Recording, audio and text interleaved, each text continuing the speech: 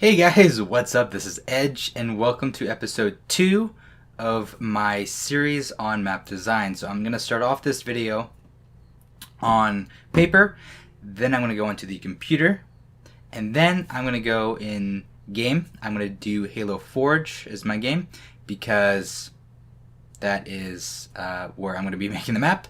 You can make the map in any program you want. If you're doing an Unreal Engine, if you are doing a Halo map, or if you're doing it in Far Cry or whatever, you can do that. And yeah, I'm just going to go over live with you kind of the short basics on how to make your map. I'm going to try to make this as easy as possible because I want you to just watch this video, not feel intimidated, and go ahead and make your map. So kind of the basic, there's a couple things you need to know. One is you want the map to flow. So you want to make sure no matter how many rooms are in your map or whatever, that it all has circular flow, that you can go from one area to the other, and every area kind of flows into each other nicely. A good example of this would be lockout. So I'm going to make a very basic version of lockout here for you.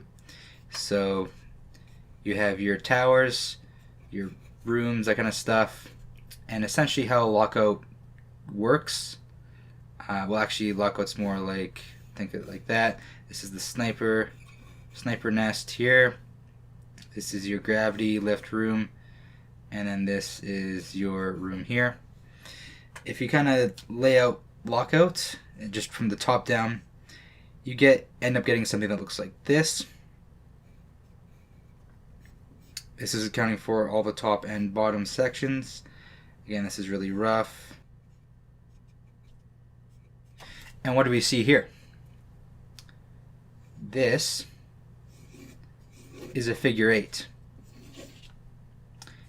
So a circular flow doesn't have to mean it's a circle, okay? You can have a figure 8 instead. You could have anything. A lot of maps nowadays have 3 distinct lanes.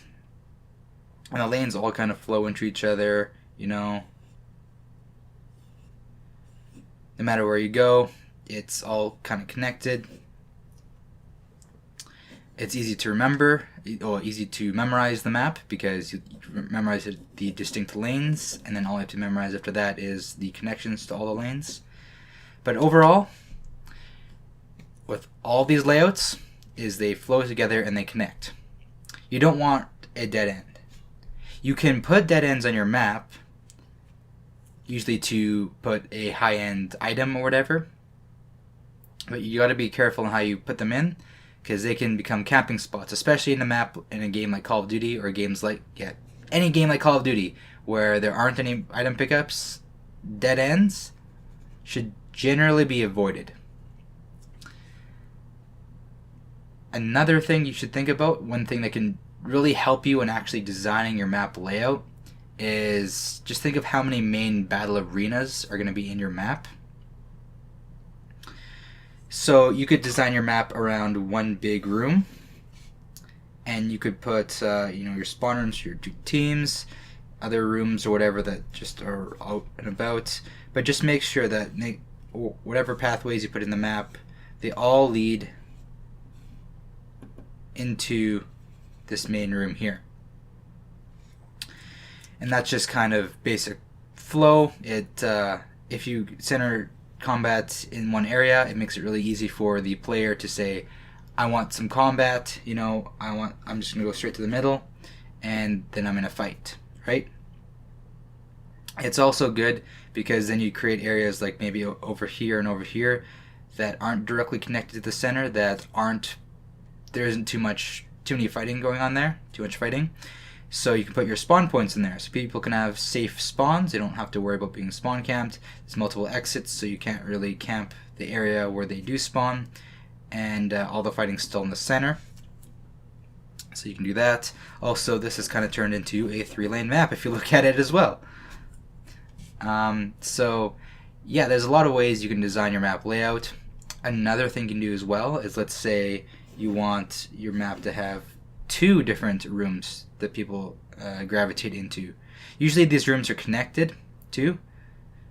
You could try to have them disconnected and then have your map kind of all go into the two different rooms and not connect them at all. But for the most part, you should just think of how many rooms there are on your map that you like, main battlegrounds, and then how you want to connect them, so that like this would be bad because over here there's only one way down. That's boring. You know, you'd want to have multiple different connections, whatever. Yeah. I'm just going over the example of, you don't need to just center all your combat around one area. You could do 2, you could do 3 if you really wanted to, which can lead to slower gameplay because you're fighting split up between 3 different areas instead of just 1. A lot of popular 3-lane maps as well kind of have 2 main areas as well, where they have one area on the side, one other area on this side, and then the 3 lanes will kind of go down like this. So the center lane is almost like a flanking lane that you can come down and get to different flanks on each of the 2 areas. So there's a lot of different ways you can set it up. Like I said, you can set up 3 things. Just keep in mind that if you want your map to play faster, the less main combat areas you have, the better. So now instead of 100%, or it won't be 100%, but let's say 80% of your fights ending up in this middle area, and in a map like this, where you also have other things, rooms or whatever, that lead into these 3 areas, maybe you have like 28% of your fighting is in each of these areas. It's still the vast majority, but yeah.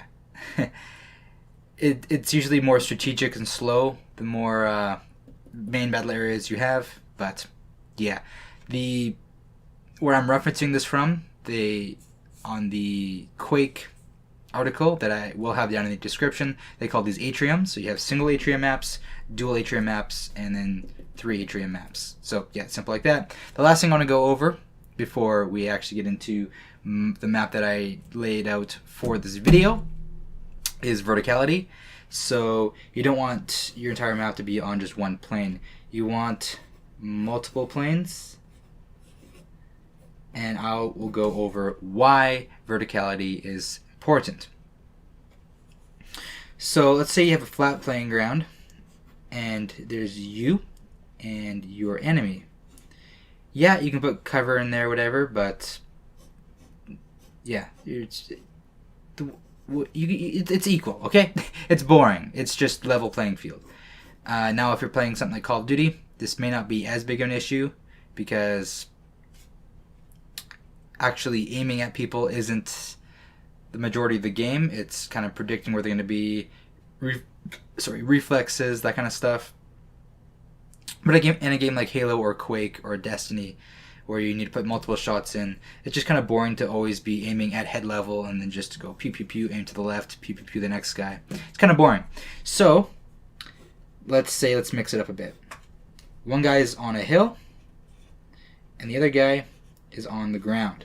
Now I'm actually gonna mirror this and use this as an, oh, that's bad. I'm gonna mirror this and use this as an example. So on this one, the top guy, when he looks down, this, we'll go from this point here, this is what he sees, okay? And then this guy, when he looks up, this is what he sees when he sees someone. This could be a little bit taller too, would be better. Now, let's look at let's say that in this game, headshots matter. In most games do. So let's look at this top guy. When he's looking at the top, this is how much of what he sees is headshot material when he sees this guy. And the guy looking down, when he looks at him, this is how much he sees as headshot material. And this is how much of the guy he sees that's not a headshot. And this is how much of the guy he sees here that's not a headshot. So you can see that the guy above has a clear advantage. How when he sees the guy, almost 50% of what he's seeing is going to be a precision shot, whereas this guy only like maybe 10% of what he's seeing on the enemy is going to be a headshot. So the guy on top is going to have an easier time hitting the head, and the guy on the bottom is going to have a harder time hitting the head. Alternatively, the guy on top, or sorry, the guy on bottom, he doesn't have any cover down here. You could put cover down there for him, but the guy on top, if he wants cover, he can simply move backwards, and he can use the verticality itself as cover. Because now this guy has an even harder time seeing him. And if the cliff is even higher, I'm sorry, I'm starting to draw over stuff. If the cliff is even higher, so let's say this is the cliff now, and this is the guy, and there's an enemy over here, he can't see him. He looks up, he sees this. Okay?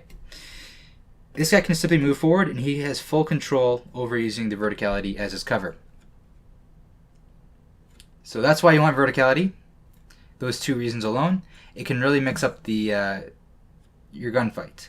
Also, you don't want verticality like this. You can have verticality like a staircase, but that's kind of just boring. What's more interesting would be if you had verticality like a podium, I'd say. Right? And this isn't a 2D image, so a guy on here, and this guy up top, and there's a guy over here. Like this guy can shoot him, he can shoot him, they both can shoot this guy can shoot both of these guys. It just makes for more interesting angles, because obviously I use these two angles as an example, but if the guy is way higher than this guy down here, and he looks down, or let's say this guy's at the very edge, right? So this guy can see his entire body. It's like maybe 2% of what this guy sees at this guy is going to be a headshot, and like 90% of what this guy sees in this guy is going to be a headshot, and he only has to step back to like right here. He doesn't have to step back very far for cover. So different actual heights of verticality can make a big difference as well as it depends on the jump height in your game. So for example, if you have a height about the size of a player in Call of Duty, he might be able to jump up to here. In Halo, the player can easily jump on top of here, as the jump height in Halo is usually about twice the size of the player, so you can jump up to about here. And then in Destiny, it's like that as well, but you can double jump on top of that. So on Destiny, whereas this might be somewhere you can jump into in Halo, and Destiny you might be able to jump up like up here, because you have double jump and you have clamor. So that's something to think about. Let's go over to the map that I designed for this video. I'm not going to go over this too much. I have one single area here, and the rest of so it's a single atrium map, and the rest of my connections lead into this area. So we have A spawn here and B spawn over here. I have some notes. I have a little platform right here in the middle, which is a area that a lot of places on the map can look to, so it's a very deadly area, this platform right here. So I put a note that maybe put a very powerful gun there, or the most powerful item pickup I have in the game there. So there's that. And I also have some aesthetic notes as well. So I want to be a factory, so it's going to be dirty, it's going to have lots of grays and browns and red lights. So that's, yeah. We're going to go into the computer now, and we'll go over and paint even quicker. Don't worry about the map that I designed, this exact map. You don't have to go from paper to the computer. I like to do that because I think better when I'm actually writing stuff down on physical paper. So I like to write it down, get my ideas out there, and then clean it up on the computer. You can just start on the computer if you want, or you can just do it on paper if you want. I like to clean it up on the computer. It's better, especially for this tutorial as well. And then I go ahead and build it in the game. Alright, so here we are on my computer. So let's just get started. So here is my map translated onto one layer 2, so I can draw around on it like that. Actually, that's adjust the hardness. Yeah, that's better. So this is my map. So here we have one of the spawns. We'll go A and B here. And yeah, so I went ahead and split up the bottom layer and the top layer in 2 different layers on my Paint program. I am using Paint.net. This is a very good program. And yeah, so I just have the basic kind of layout for the map. So you can see the spawn room comes out. This spawn room over here has even more ways to go out. Yeah, that's a teleporter, by the way. Come out here, come over here. So yeah, this is essentially a basic way of doing it. As you can see, I have the basic 1 room here, and then everything leads into it. So if you just kind of look at all the pathways, they all lead into this room from the spawn. Everything leads into this room. That's generally the basic idea of this map, or just of how to design your map. I have some teleporters, so this one hides it, but there is a teleporter in here that leads over to the top part here. There's a teleporter here, which leads to this bottom part here. And the blue is the top layer. The reddish looking color, reddish black, is probably just going to look black on YouTube, is the bottom layer. I have this orange stuff here to simulate lava or just molten metal. And you'll see how I do that on the map as well. And yeah, so there's other pathways like that come in through here. I put arrows down on the map to show pathways to get up from the bottom layer up to the top layer, up to the top, up to the top, up to the top. And yeah, so this is a great way of visualizing your map, especially because you can actually have layers on top of layers in a program like this. Whereas on paper, you have 1 layer. And you can use really thin paper and draw each layer of your map on each different layer of the paper. But it's just easier to do this. I find it's hard for me, the way I do it, to actually design more than 2 layers on a map, because it just gets so messy on the paper stage. So I'd like to end up just making my map on your program. And you can use anything with layers, really. So I don't know if Microsoft Paint would necessarily work, but Paint.net is a free program, so I'd go ahead and download that. It's awesome. And this is, I actually have 2 monitors on my computer, so I will take this and set that on my second monitor and just build my map on my main monitor. So I do have Halo 5 Forge on PC, and that's how I made my map on here. Obviously, Halo 5 is also on Xbox. You also have Halo Infinite, which I'm going to be grinding the crap out of, and this series is mostly being made just for Halo Infinite. That's why I'm doing this. However, you can do this. You can use this map design basic idea for pretty much anything, pretty much any map. And yeah, so I'm going to actually cut and go in game, and yeah, I'll see you there.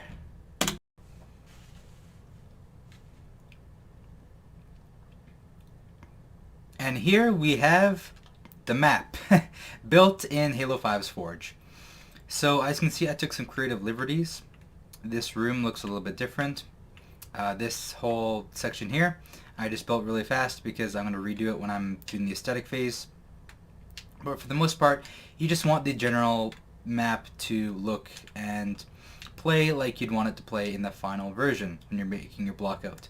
Don't worry about how the map looks too much. You can worry about it a little bit if you think it's going to affect the way that the map plays, like these cover pieces here. And yeah, I'm already making this video a bit longer, so I need to hurry up. I'm just going to go over the map layout essentially in this part. If you know how to use your program, then this part should already come natural to you. There's a couple things of note that I want to talk about before I actually go over the actual layout of this map, because for the most part, if you're just watching this video for the tutorial part, then you can skip me going over the layout. I just want to say, feel free to have creative liberties when you're actually translating your map into the game. One thing I wanted is these kind of walls with this strut kind of look to it. It also adds for some extra cover, makes it so it's not just a flat, boring wall. And I did that by using these beams in the game. So just by knowing your editor, knowing all the different pieces, you can create some interesting parts of the map. Also, even though on paper it's flat, it doesn't mean that the map itself has to be flat in that area. For example, this area right here is all one level on the actual program and on paper, but I added a little bit extra nook there. Up here there's a slight height difference. I did that just purely to break it up a little bit. It was looking really flat. It's still looking really flat. I'm gonna have to do something else about it. But yeah, just in general, feel free to do stuff like this as well. See this, it comes up like here, and then you're on this level for this, and then you come down to there. I didn't have to have it this high, and you know, this is all at the same level in the actual thing. This room down here is at the same level. I put some staircase down here.